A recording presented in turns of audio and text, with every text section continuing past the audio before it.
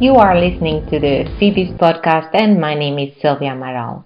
To know more about FEBIS, visit our web at www.febis.org and follow us on LinkedIn, Facebook and Twitter. Please subscribe to our podcast and stay tuned.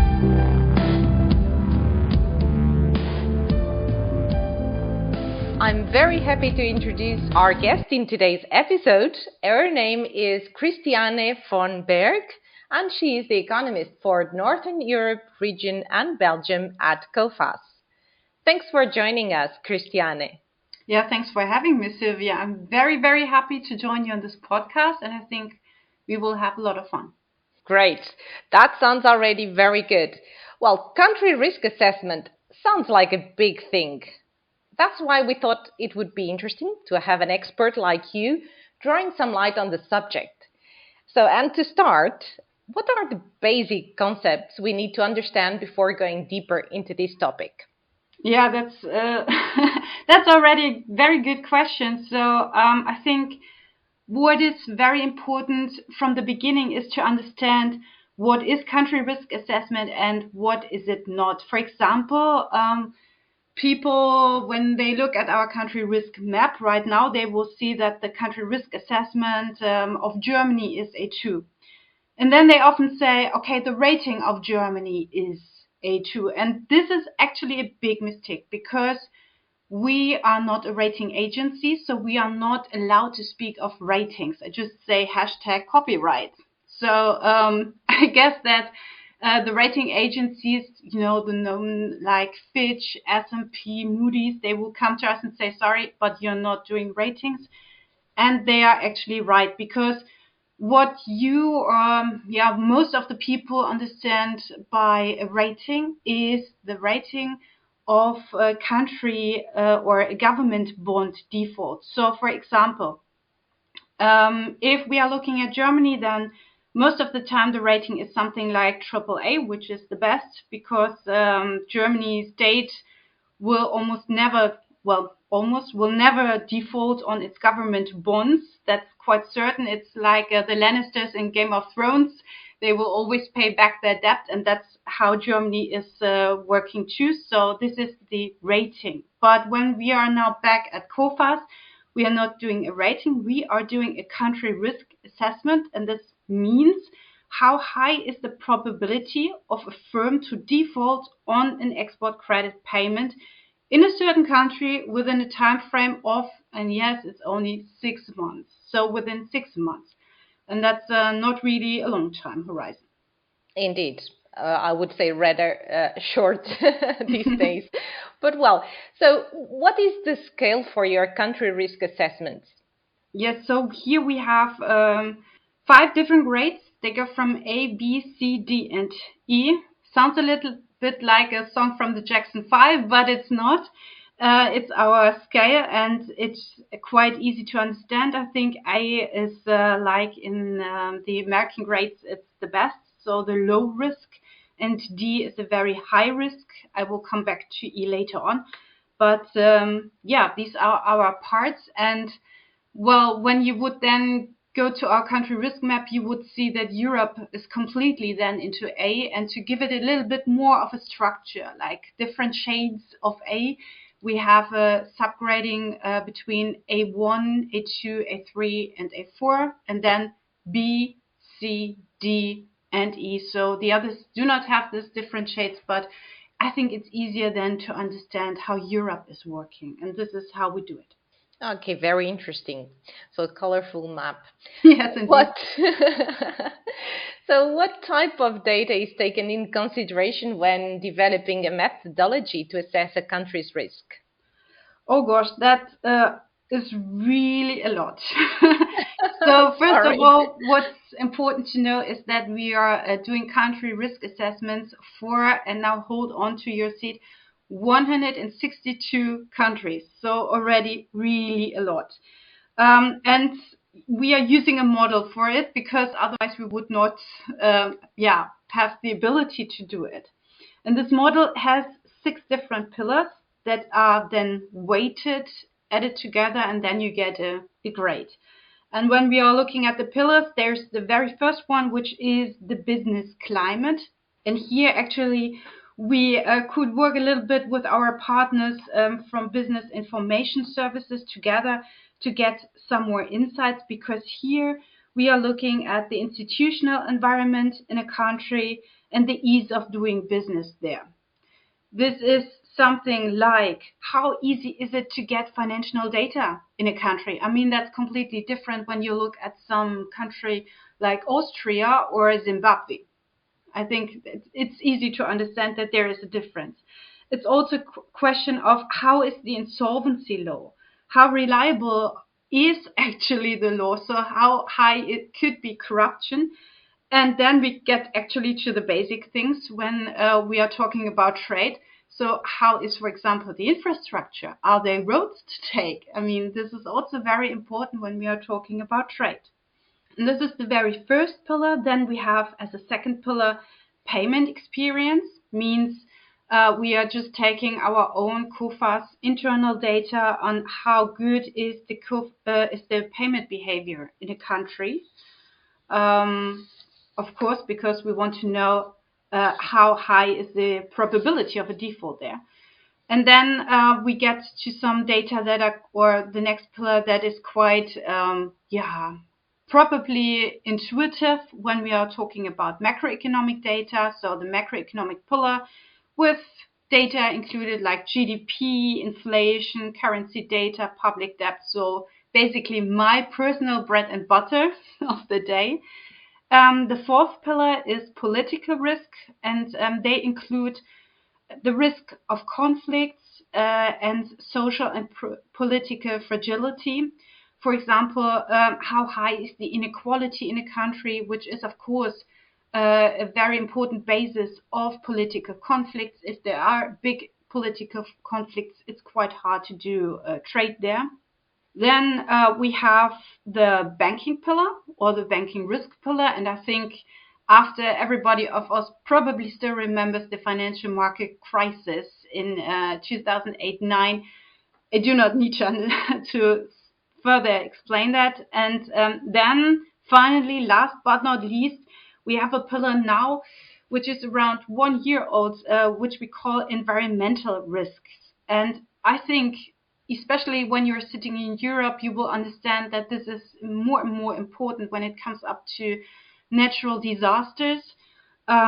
So, of course, we have here data on how strong is a country relying on or dependent on nature and weather conditions. For example, if you are an agriculture country, or that is very into agriculture, dependent on agriculture, then a big drought is a very big disaster. While if you are a country that is more on manufacturing, it's definitely easier to cope with it. And then we have indicators to cope with climate change. For example, when you look at the Netherlands, they have one of the oldest sovereign investment funds for dams, because otherwise some part of the Netherlands would be underwater by now. And then, of course, some things how a country is coping with regulatory changes to fight climate change, like visa regulations. You see, there is a ton of data that we are looking at, and we are all combining it to a final grade. Well, you definitely need a model, otherwise you would be lost. Indeed. Well, I imagine from what you were saying, I imagine that if a country is sanctioned or under threat of sanction due to non-compliance with international laws or commitments, I mean, that is also taken in consideration. Yes, indeed. And this is why I said at the beginning, with the grades, we have A to E, and I did not really explain E, and E is actually a grade that we have specially reserved for that.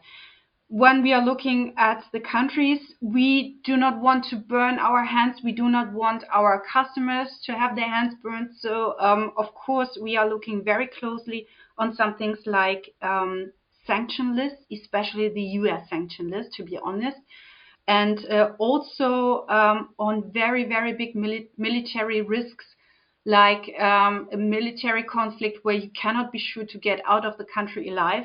Sounds very strange to us, but of course this is something that we have to keep in consideration when we are doing trade worldwide. And these countries get an E. This means for sanctions, we have, for example, North Korea, Venezuela, Cuba, or the Iran under E for the sole reason that they are under US sanctions. And we have some countries like Afghanistan, Syria, Iraq under E because of military conflicts. The E grade means it doesn't matter how good our customer is who wants to do trade or have an export credit for this country. We just say, sorry, in this area we do not do business, just in case. And the E is actually the no-go grade. Everything else means, okay, we are doing business there. It just depends on how much and how high the price is, of course. Okay, I understand, and perfectly, yeah. It is hard, but we do have these situations, so we have to take them well into account. Does the model always have the last word, or is human intervention needed in some cases? Yes, that's of course a very good question, because I think it's important for me to still have a job and not a machine making my job. So yes, of course we need human beings still, because a model is as good as the data that is included, and the model knows as much as the data is showing to the model. And we all know that this is not always the case. For example, when we are looking at countries, especially in Africa, there are countries where macroeconomic data is released with a very long time lag. So maybe we do not have already GDP data there, or some data on business. So this is something where the economists, and we have regional economists all over the world, who are covering different regions. For example, as you said, I am the one who is in charge of Northern Europe, and we are constantly monitoring our countries and get more information also from the newspapers than a model has. And of course, we also know things in advance to the data, because when you are thinking about the Brexit decision, for example, we knew what would come up from the time that there was this Brexit decision. At least we had some indication, while it took several months to get this decision into actual data.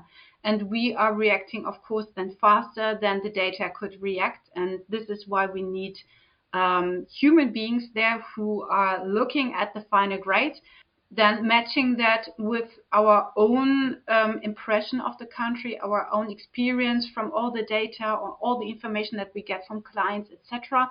And then we are confirming or changing the grade a bit. I see. So, how often do you do it actually? Yes, I mean, when we are looking that we are doing country risk assessments for 162 countries, you could imagine that we cannot do it very, very often, because it would take a lot of time. So this means we are updating it once a quarter, so every 3 months, for, again, these 162 countries. But as everybody knows, there are more countries than 162. This means especially these very small, I say economies, because not every economy is an own country, we are also covering. Like, for example, in my case, I do the economies like Aruba, Curacao, Greenland, but also the Faroe Islands. And these are very small, and we are doing them once a year in addition, so that we have, I think, when we have finished 1 year, we have done country risk assessment for almost every economy in the world. That's impressive. Well, I'm going to ask you now something to make it even clearer. Can you give us a current example of a country risk assessment? Yeah, well, the timing of this recording is a little bit unfortunate because we are right now in the middle of our country risk assessment, and I'm not allowed to spoil here any any secrets already. Um, so I would just say, I mean, what everybody is right now looking at is, of course, the Ukraine. And you would then think, okay, probably when I look at all the pillars that Coface is using, political risk is now extremely high. So you would probably think Coface would downgrade it. But actually, that's not necessary right now because we are already for the Ukraine in the category D. D is very high risk. We are only one step away from E, but please remember E is reserved for the US sanctions and big military conflict, like very big, like war, like bullets flowing around. And fortunately, we are not there. And Not yet. hopefully we will never be there. Exactly. So this means that we are already on alert for the Ukraine, actually for a longer time, especially after the annex of the Crimea Peninsula, and therefore we are already on alert and do not need to change here the country risk assessment. Understood. So, well, to close this circle, one final question, Christiane, if I may. Of course. Who are CRAs made for? To say, who is the ultimately interested in this amazing work you do and for what purposes? Okay, there are several reasons to do that. First of all, we are an insurance. And every insurance wants to reduce or minimize the risk as much as the insurance can. And this is why, of course, our internal data go directly in our internal models. They are used by our risk underwriting. So they know, okay, maybe we have to decrease the credit line at one point or the other, or increase. So if there is a customer listening right now, if there are increases again, you know where to say thank you. No, but we are using it in risk underwriting. We are using it in our general insurance, means that we have something that is called debtor risk assessment. So this grade is telling you or the customer how much of a credit line they could get to which price. And our country risk models are included there. But of course, we are not the one who are completely deciding on everything. It's just one puzzle piece of the whole area. So if a company has, for example, very good own data, then it could easily level out our country risk assessment here.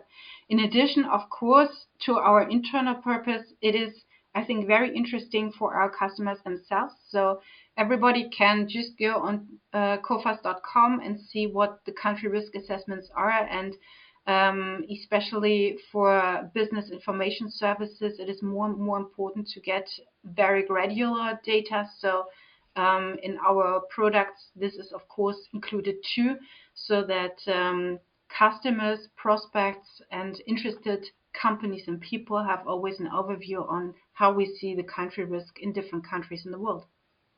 Christiane, I can only say a big round thank you because you have just explained crystal clear country risk assessment for our listeners. So I'm really grateful that you accepted our invitation, and I look forward to maybe a future episode. So who knows? Of course. Thank you very much and have a nice day. It was a lot of fun. Thank you very Bye. much. Bye. We would love to hear your feedback and thoughts for future episodes. You have been listening to the FEBIS podcast. If you like the content, please subscribe. Thank you for listening.